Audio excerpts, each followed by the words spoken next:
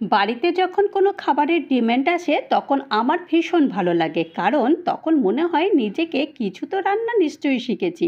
আজ ডিমান্ড এসছে রসমালাইয়ের। রসমালাই বানাতে ভীষণ সময়ের ব্যাপার লাগে, তাই ভাবলাম এইভাবেই তাড়াতাড়ি করে পরিবারকে রসমালাই বানিয়ে পরিবেশন করি। তো প্রথমেই দুধ, মিল্কমেড, এলাচ ফাটিয়ে দিয়ে দুধটাকে বেশ ঘন করে নিয়েছি। আর এই যে রসগোল্লা দেখছো, এইগুলো বাজার থেকে আমি কিনে এনেছি। এই রসগোল্লাগুলো বেশ ভালো করে চিপে চিপে এই মালাইয়ের মধ্যে দিয়ে দেবো। মালাইয়ের মধ্যে দিয়ে বেশ ভালো করে একটু নেড়ে চেড়ে দেবো। নেড়ে চেড়ে দেওয়ার পর এটাকে ঢাকনা বন্ধ করে দেবো ব্যাস 2 থেকে 3 মিনিটের জন্য।